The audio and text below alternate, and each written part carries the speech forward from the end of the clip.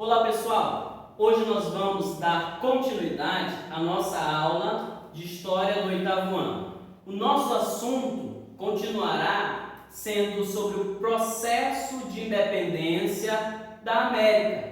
Agora nós trabalharemos o Império Espanhol em crise, ou seja, da página de número 127 a 133, nós falaremos um pouquinho sobre como esse Império Espanhol, pomposo, grande, junto com o Império Português, ele entra em crise. Como a Espanha começa a entrar em crise, ok? Dando continuidade.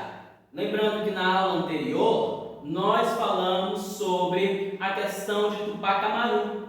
Ele foi, junto com a ideia que existia dos Estados Unidos, primeiro independente, e a ideia do Haiti, primeiro independente também da questão da América Latina, junto com a revolta de Tupac Amaru, motivaram a independência dessas outras regiões da América Espanhola. Então, hoje, nós estaremos estudando um pouco sobre como o Império Espanhol entra em crise e como alguns grupos, principalmente os crioulos, vão possibilitar a independência de algumas dezenas de colônias, formando os países ou as nações independentes, ok? Primeiro, uma introduçãozinha básica.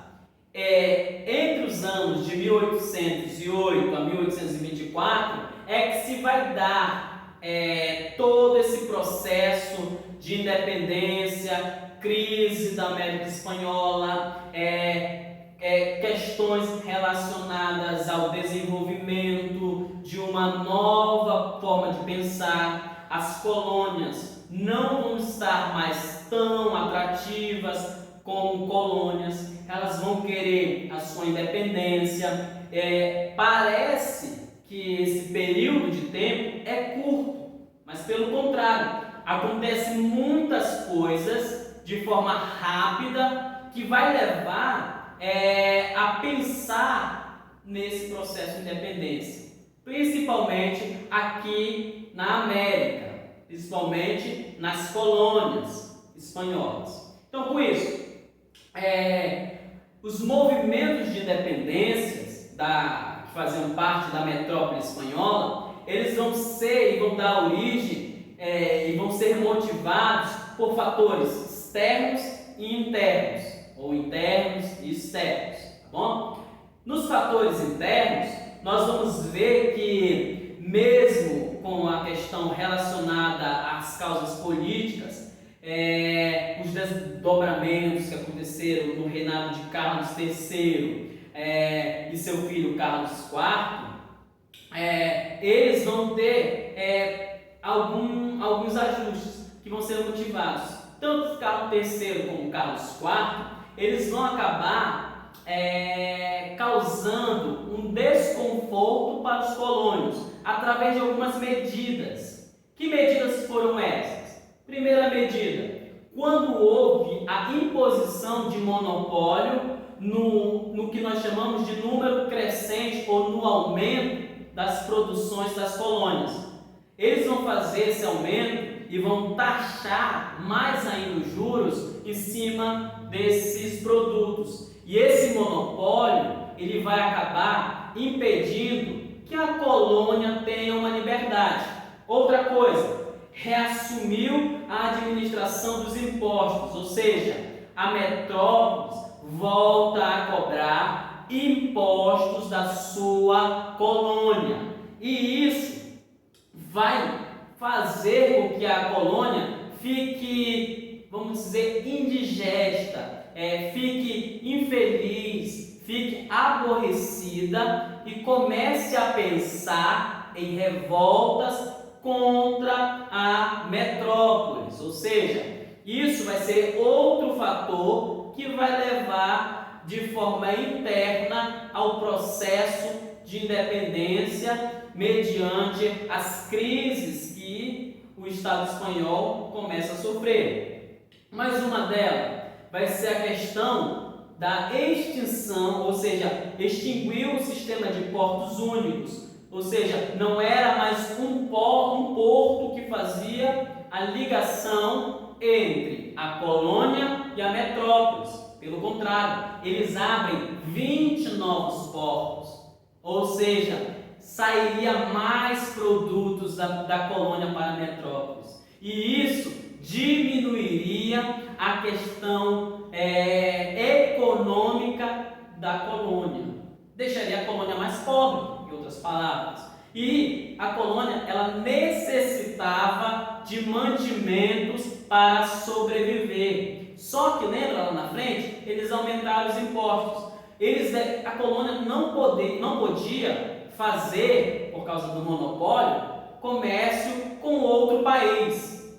Ela tinha que comprar produtos somente da sua metrópole.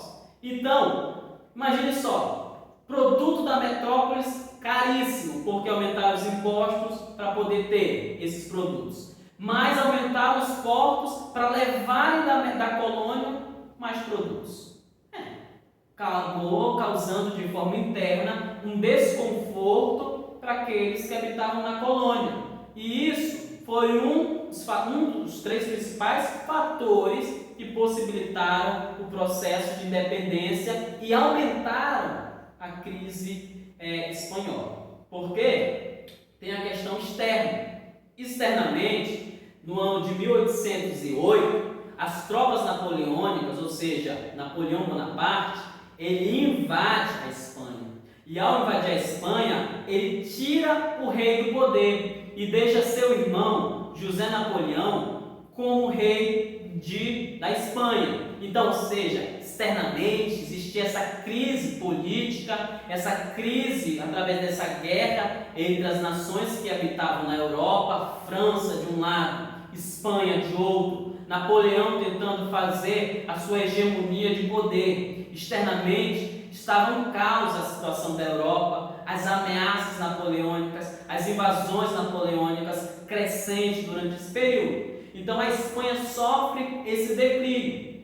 Com isso, em Madrid, os espanhóis vão tentar recuperar o poder real da Espanha. E isso externamente vai ser outra situação que vai ainda enfraquecer ainda mais o poder espanhol. Porque na América, quando chega a informação que a Espanha estava sobre outro poder, de outro rei, os crioulos, eles criam o que chamam de juntas governamentais. O que seriam isso? Seriam um grupo independente que pensariam e agiriam para tentar se livrar do domínio espanhol e proclamar a independência daquelas colônias.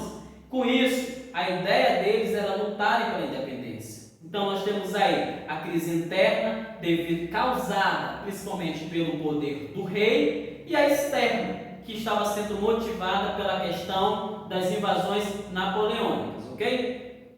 Então, as guerras da independência dessa região da colônia, elas podem ser divididas em 2 fases. A primeira fase, que vai de 1810 a 1814, vai ser justamente quando os habitantes das colônias eles vão ser liderados por esses crioulos, que é o grupo que vai se fortalecer, e eles vão ser motivados a buscarem as guerras e lutarem pela sua independência, principalmente nas cidades de Caracas, Buenos Aires, Bogotá e Santiago. Então eles formam um exército e eles lutam e eles obtêm vitórias importantes que vão levar à sua independência. Então, é justamente nesses anos que as forças de Napoleão Bonaparte também vão controlar a maior parte da Espanha. E logo, os espanhóis, eles estavam muito ocupados tentando expulsar os franceses dos seus territórios europeus.